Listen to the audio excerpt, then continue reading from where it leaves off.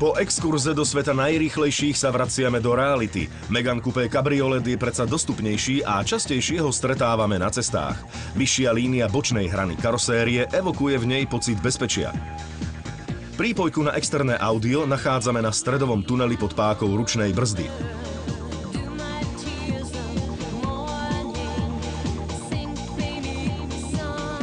V súčasnej generácii je horný rám predného okna posunutý o 6 cm dopredu, čím konštruktéri usmernili prúdenie vzduchu tak, aby bola pri zloženej streche v interiéri príjemná pohoda až do 90-kilometrovej rýchlosti.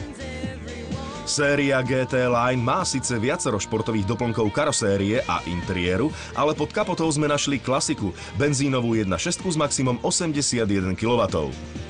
Na rozdiel od ostatných modelov GT Line, Coupé Cabriolet má nezmenenú svetlú výšku a tuhosť podvozka v porovnaní so základnou verziou s týmto druhom karosérie.